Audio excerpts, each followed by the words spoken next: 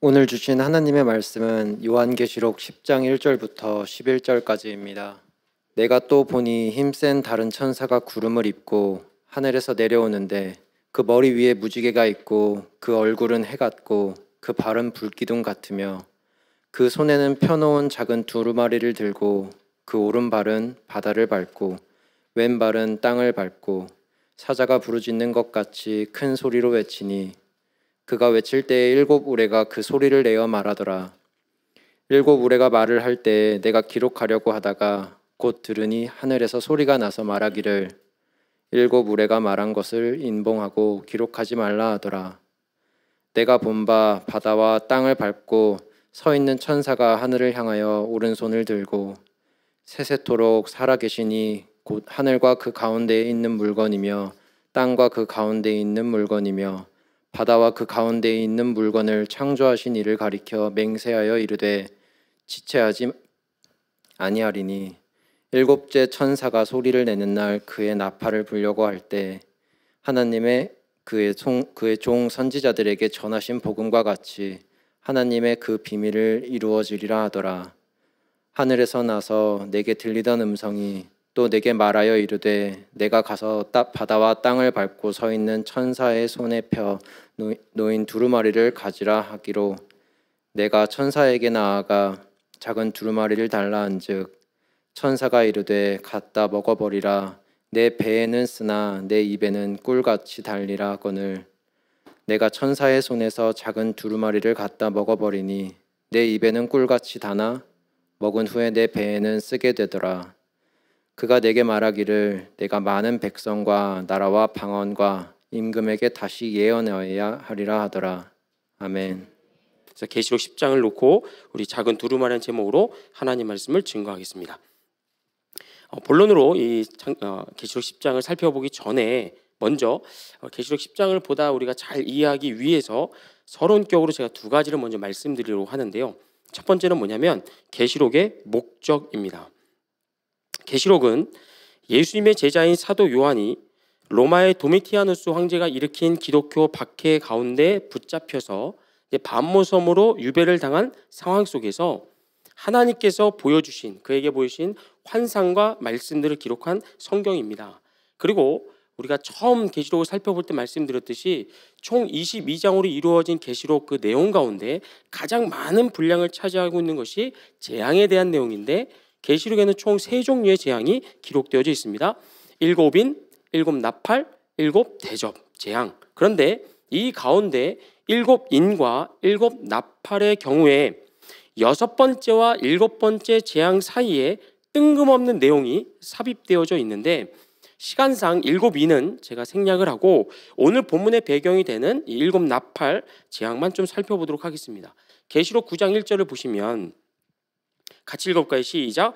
다섯째 천사가 나팔을 불매 내가 보니 하늘에서 땅에 떨어진 별 하나가 있는데 그가 무저갱의 열쇠를 받았더라 하면서 이제 다섯 번째 나팔 재앙이 쭉 소개가 되어져 있고 또한 9장 13절을 보시면 여섯째 천사가 나팔을 불매 내가 들으니 하나님 앞 금제단 네 뿔에서 한 음성이 나서라고 시작해서 9장 끝절까지 여섯 번째 나팔 재앙이 이제 소개되어져 있습니다. 이렇게 내용의 흐름상으로 보면 이제 계시록 10장에 가면 어떤 내용이 나와야 맞겠습니까? 마지막 일곱 번째 나팔 재앙이 나와야 맞지만 실질적으로 이 일곱 번째 나팔 재앙은 어디 등장하냐면 계시록 11장 15절에 나옵니다. 한번 볼까요? 계시록 11장 15절 일곱 번째 천사가 나팔을 불매 하늘에 큰 음성들이 나서 이르되 세상 나라가 우리 주와 그의 그리스도의 나라가 되어 그가 세세토록 왕노릇 하시리로다 하니. 자, 보시는 것처럼 여섯 번째와 일곱 번째 나팔 재앙은 그 사이에 삽입되어져 있는 계시록 10장부터 계시록 11장 14절까지 요 내용으로 인하여 흐름이 끊겨버립니다. 이는 앞선 일곱 인의 재앙에서도 반복해서 볼 수 있는 현상인데 이러한 재앙이 이렇게 가다가 흐름이 딱 끊기는 흐름의 단절이 이루어지는 이유, 그것이 반복되는 이유는 계시록의 기록 목적이 전 지구적인 재앙과 멸망에 있지 않기 때문입니다. 다시요. 일곱 인과 일곱 나팔장을 여러분이 계시록을 쭉 보다 보시면 6번째가 7번째 사이에 다른 내용이 딱 삽입되어져 있는데 그 내용이 재앙의 흐름을 끊습니다. 그렇게 끊어지는 흐름이 반복되는 이유가 뭐라고요? 계시록의 기록 목적이 재앙과 심판에 있지 않기 때문이라는 거죠. 어떤 분들은 계시록에 나오는 일곱인, 일곱 나팔, 일곱 대접 재앙을 문자적으로 또는 시간적인 어떤 순서로 해석을 하여서 재앙과 심판의 날이 언제일지, 또 어떤 식으로 진행이 될 건지, 어떻게 하면 그 재앙을 피할 수 있을지, 나아가 재앙 끝에 있을 예수님의 재림은 언제 올지, 언제 이루어질지 등등 현재 우리 세상에서 벌어지는 사건, 사고들과 계시록에 기록되어 있는 내용들을 매칭시켜서 사사건건 민감하게 반응하면서 두려움에 사로잡혀 있는 분들을 볼 때가 있습니다. 그런 분들을 우리가 시한부 종말론자라고 하는데, 예를 들면 이런 겁니다. 2010년 12월 17일 튀니지에서 어떤 사건이 있었냐면 민주화 운동이 일어났습니다. 그리고 그 민주화 운동이 주변 아랍 국가들로 빠르게 확산이 되었고, 이걸 우리는 아랍의 봄이라고 명명합니다. 이런 아랍 국가 사이에서 일어났던 민주화 운동이 활발하게 이루어질 때 이것을 계시록에 있는 재앙과 연결시켜서 지구 종말의 사인으로 보고 예수님의 재림을 점쳤던 분들이 꽤 많이 있었습니다. 그때 막 호들갑을 떨면서 이제 주님 오실 때가 얼마 안 남았다, 이게 뭐 몇 번째 재앙과 연결이 된다라고 하면서 막 유튜브를 장식했던 분들의 주장은 모두 빗나갔습니다. 또한 2019년 12월 중국에서 코로나 사태가 발발하여서 3년 넘게 전 세계를 공포에 떨게 했는데요. 이것도 지구 종말의 사인이라고 떠들었던 분들이 있습니다.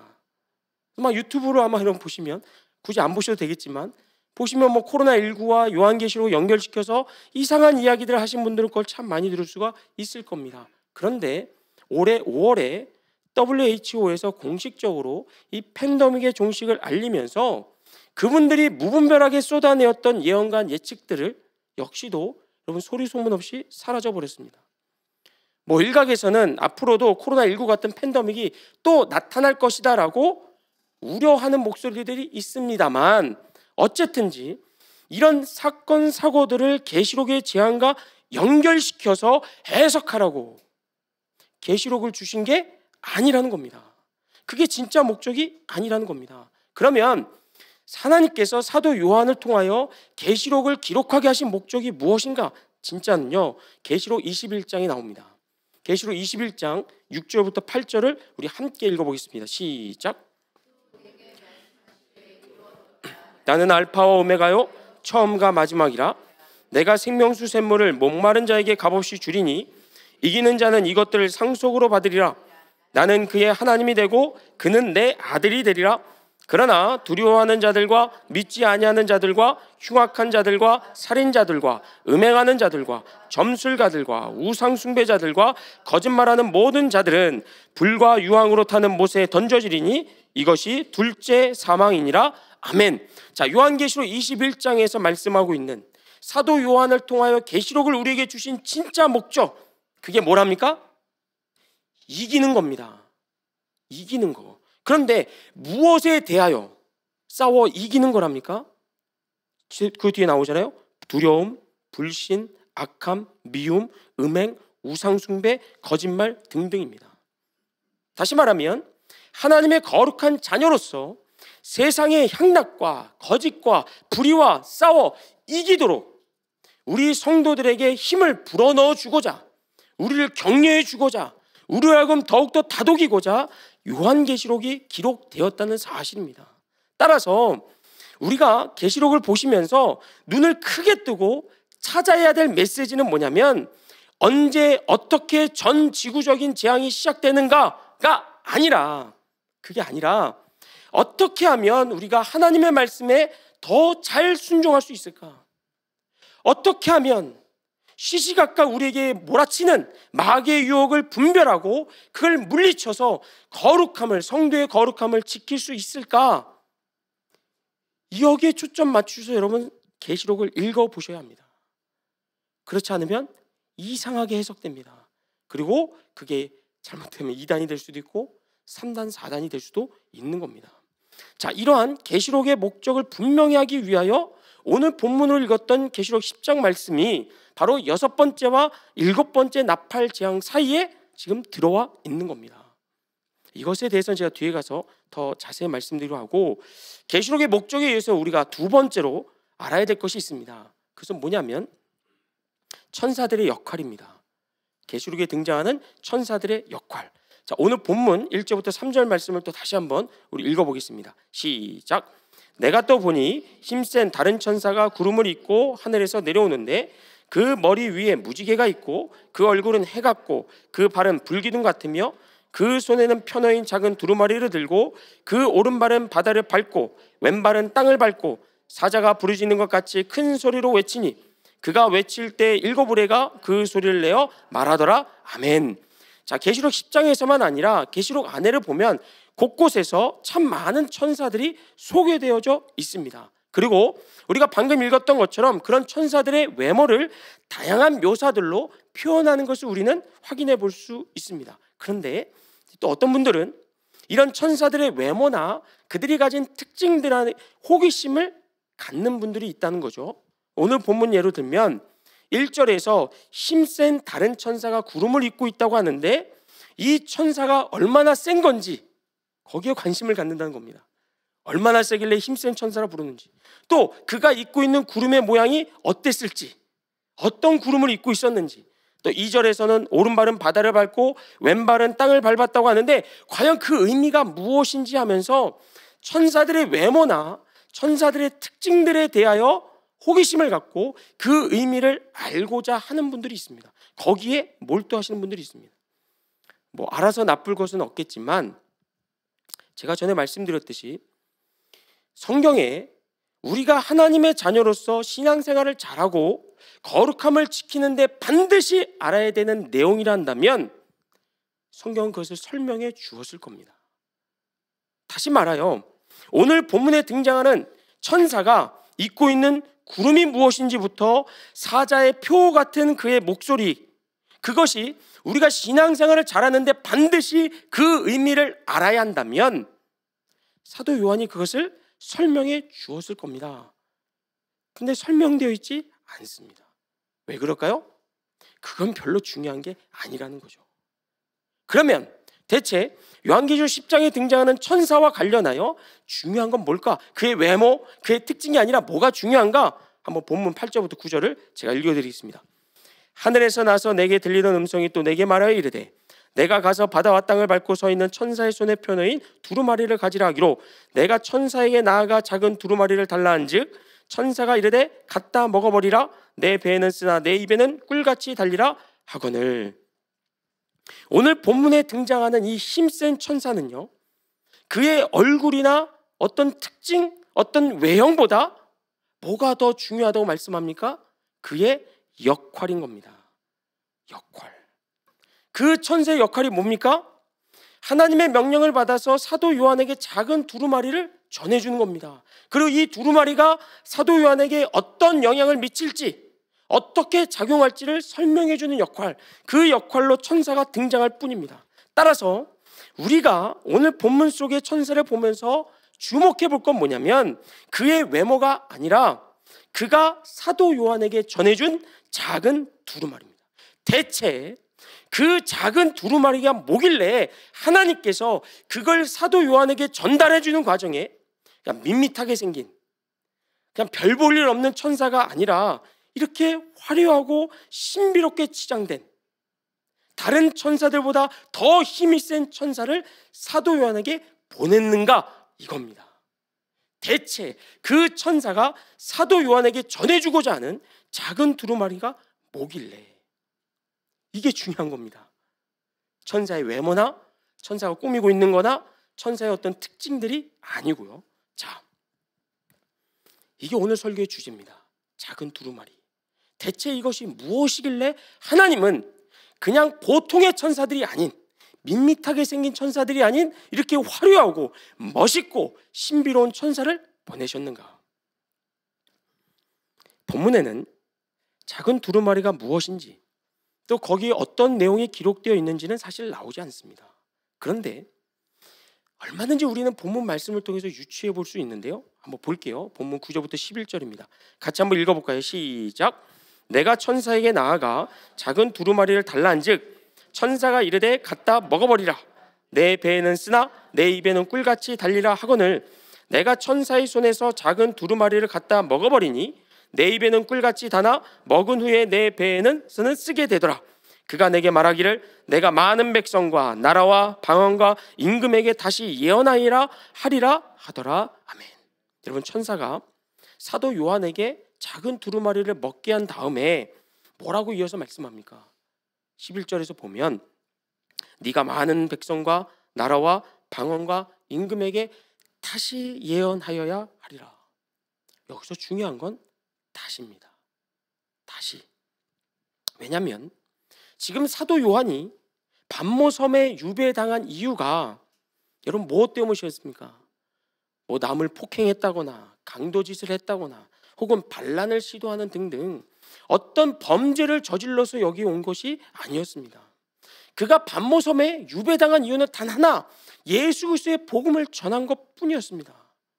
그래서 계시록 1장 9절에서 요한이 이렇게 이야기합니다. 나 요한은 너희의 형제요 예수의 환난과 나라와 참음에 동참하는 자라. 하나님의 말씀과 예수를 증언하였으므로 말미암아 반모라 하는 섬에 있었더니. 즉 본문 11절에서 네가 다시 예언하여야 하리라는 천사의 말은 사도 요한에게 전과 동일한 반모섬에 오기 전에 했었던 일과 동일한 복음 전파의 사명을 다시 부여해 주는 것과 동시에 그가 전해야 되는 메시지의 동일함을 의미합니다. 이 다시라는 단어 안에요. 물론 잘 들으세요. 반모섬에 유배당하기 전에 사도 요한이 전했던 복음과 이제 반모섬에서 나가서 전하게 될 복음에는요 약간의 차이는 있습니다. 약간의 차이. 어떤 차이가 있을까요? 사도 요한이 반모섬에 뭘 봅니까? 전 지구적인 재앙과 심판의 환상들을 봅니다. 그러니까 이제 반모섬에서 나가서 사도 요한이 복음을 전할 때는 그 내용도 포함이 되는 겁니다. 7인, 7나팔, 7대접의 재앙들이요. 하지만 그것들이 사도 요한이 반모섬에서 바라봤던 그 환상들이 예수 그리스도의 복음을 대체하는 다른 복음은 아니라는 거죠. 다른 복음이 아니라 그저 예수 그리스도의 복음을 더 맛깔나게 하는 양념에 불과하다는 겁니다. 왜냐? 재앙의 메시지가 우리를 구원하는 것이 아니라 오직 예수 그리스도를 통해서만 우리는 구원을 받기 때문입니다. 따라서 작은 두루마리에 기록된 내용의 핵심이 예수 그리스도의 복음이라는 데에는 다른 이견이 있을 수가 없습니다. 그리고 또 하나, 사도 요한이 천사의 손에서 작은 두루마리를 받은 다음에 어떻게 하죠? 받자마자 그냥 먹어버립니다. 그 내용을 확인하지 않습니다. 왜 확인하지 않았을까요? 이미 사도 요한이 알고 있고 전했던 예수 그리스도의 복음이 담겨 있었기 때문이에요. 그 예수 그리스도의 복음이 작은 두루마리 안에 이미 기록된 걸 보니까 굳이 그걸 확인할 필요가 없었다는 겁니다. 그래서 그냥 먹어버립니다. 그런데 작은 두루마리의 내용이 예수 그리스도의 복음이라는 것보다 우리가 더 주목할 것이 있습니다. 그래서 뭐냐면 그 두루마리의 맛입니다. 맛. 천사의 말대로 사도 요한이 작은 두루마리를 입에 넣자 먼저는 단맛이 느껴졌고요. 그런 다음에 배로 내려가서 소화가 될 때는 쓴맛을 느꼈습니다. 뭘 의미할까요? 예수 그리스도의 복음에는 단맛과 쓴맛이 공존한다는 겁니다. 그렇다면 예수 그리스도의 복음의 단맛은 무엇이고 쓴맛은 무엇인가? 제가 단맛부터 말씀드릴게요. 단맛은요 뭐니 해도 예수 그리스도를 통한 구원입니다. 예수 믿는 성도는 내 힘과 노력으로는 도무지 해결할 수 없는 죄의 문제를 해결받습니다. 또한 죄의 삭스로 인한 육체의 죽음을 뛰어넘어서 부활을 꿈꾸며 우리는 살아갈 수 있습니다.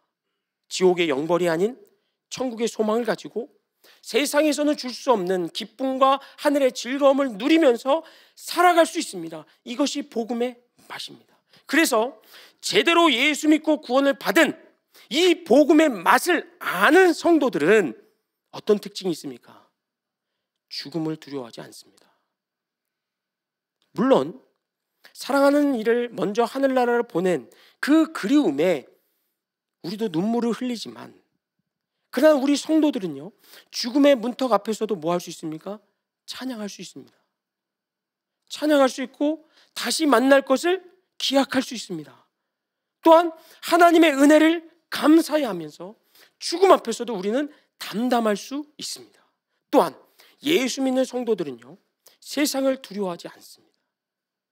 누구 앞에 서든지 내 앞에 있는 사람이 나보다 더 강한 사람이요, 능력자요, 더 잘난 사람이라 하더라도 그가 예수를 믿지 않는다면 우리는 그를 긍휼히 여길 수 있습니다. 불쌍히 여길 수 있습니다. 또한 이 세상의 인정이나 자랑, 칭찬에 우리는 목말라 하지 않습니다. 왜요? 예수 그리스도를 통하여 우리는 다 가졌기 때문에. 이 세상이 줄 수 없는 하늘의 기쁨과 만족과 즐거움을 다 가졌기 때문에, 또한 예수님이 우리 인생의 주인이 되어 주셔서 우리를 위로하시고 날마다 우리에게 힘을 주시고 새 힘으로 우리를 격려하시고 독려하시기 때문에 성도들은 이생의 자랑이나 안목의 정욕이나 육체의 정욕에 빠지지 않을 수 있습니다. 거기서부터 자유로울 수 있습니다. 이처럼 세상의 그 어떤 것으로도 극복할 수 없는 죽음을 이기고 예수님 백으로 세상 누구 앞에서도 당당할 수 있는 것, 자족할 수 있는 것, 그것이 복음의 맛입니다. 자, 그런데 복음에는 이런 단맛만 있는 것이 아니라 쓴맛도 있다는 거죠. 그럼 복음의 쓴맛은 무엇일까요? 복음 때문에 당하는 비웃음과 조롱과 억울함과 손해입니다. 제가 지금까지 짧게라면 짧지만 또 꽤 이렇게 했잖아요. 그 한 것을 제가 토대로 한 가지 내린 결론이 있습니다. 그건 뭐냐면, 여러분, 이 세상에 존재하는 복음의 가장 큰 걸림돌 뭔지 아십니까? 복음의 가장 큰 걸림돌, 장애물, 그게요, 제가 목회를 해보니까 우리 성도들이더라고요. 성도들. 물론 모든 성도가 그렇다는 얘기는 아닙니다. 여기서 말씀드리는 복음의 장애물로서의 성도님들은 어떤 분들이냐면, 복음으로 인하여 당하는 억울함과 손해를 견디지 못하는 분들입니다. 그래서 어떻게 해요? 같이 들이박습니다. 눈에는 눈, 이에는 이. 네가 나한테 준 상처 나는 10배로 20배로 돌려줄 거야. 복수의 일을 갑니다. 작은 손해 하나도 보지 않으려고 전전긍긍합니다. 거짓과 술수와 시기와 질투와 미움을 아무렇지 않게 예수 믿는 성도로서 행할 때에 그것이 복음의 가장 큰 걸림돌이 된다는 겁니다. 사랑하는 성도 여러분, 우리 기독교는요, 굉장히 배타적인 종교입니다. 그죠? 되게 이기적입니다. 왜냐? 우리는 예수님만 구원자로 인정하잖아요. 예수님 외에는 다 죄송합니다, 거짓입니다. 다 가짜입니다. 이슬람교에서 말하는 알라도 가짜고 불교에서 말하는 석가모니도 가짜입니다. 너무 배타적이고 너무 이기적입니다. 그런데 이 배타적이고 참 이기적인 기독교가 어떻게 2000년이란 역사를 가질 수 있었습니까? 그것은 배타성과 이기성을 초월하는 희생적인 사랑이 있었기 때문입니다. 마태복음 5장 말씀 같이 보실까요? 마태복음 5장 39절부터 44절입니다. 우리 함께 읽어보겠습니다. 시작. 나는 너에게 이르노니 악한 자를 대적하지 말라. 누구든지 내 오른편 뺨을 치거든 왼뺨도 돌려대며 또 너를 고발하여 속옷을 가지고자 하는 자에게 겉옷까지도 가지게 하며 또 누구든지 너로 억지로 오리를 가게 하거든 그 사람과 신미를 동행하고 내게 구하는 자에게 주며 내게 꾸고자 하는 자에게 거절하지 말라. 또 내 이웃을 사랑하고 내 원수를 미워하라 하였다는 것을 내가 들었으나 나는 너에게 이르노니 너희 원수를 사랑하며 너희를 박해하는 자를 위하여 기도하라. 아멘. 이렇게 하시면 세상이 뭐라고 이야기할까요? 바보 멍충이로 할 겁니다. 야, 너는 성격도 없냐? 그렇게 당하고 또 당하냐? 그렇게 주고 또 주냐? 그렇게 맞고 또 맞냐? 이렇게 사시면 세상은 우리를 우습게 볼 겁니다. 호구로 알 겁니다. 이것이 복음의 쓴맛입니다. 이 복음의 쓴맛. 그런데 여러분, 이런 복음의 쓴맛에 더 깊이 들어가면 물리적이고 육체적인 핍박까지도 우리는 당할 수 있습니다. 지금도 불교나 이슬람교나 힌두교 등등 복음에 반대하는 종교들 속에 둘러싸여 있는 성도들은요, 물리적이고 육체적인 협박과 핍박에 놓여져 있습니다. 멀리 갈 곳도 없이 우리 동포들인 북한 땅에 있는 성도들은 예수 믿는 믿음 때문에 평생을 대대로 핍박과 고난을 당하고 있습니다. 그러니 복음의 쓴맛이 결코 만만하지 않다는 거죠. 그리고 오늘 우리가 읽은 이 요한계시록을 쓴 저자인 사도 요한도 이 복음의 쓴맛이 얼마나 큰지를 알고 있었습니다. 그가 왜 반모섬에 끌려왔다고요? 예수 믿는 복음 때문에요. 그런데 그냥 끌려온 게 아니죠.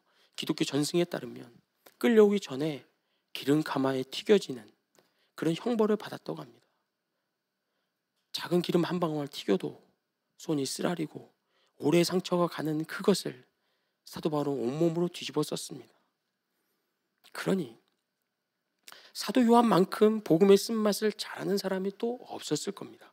그럼에도 불구하고 우리가 읽었던 그 본문 11절에서 천사가 다시 너 예언해야 하리라, 다시 너 방언들을 향하여, 임금들을 향하여, 나라들을 향하여 복음을 전해야 하리라 할 때 사도 요한이 한숨 쉬지 않았다는 겁니다. 뭐요? 그걸 또 하라고요?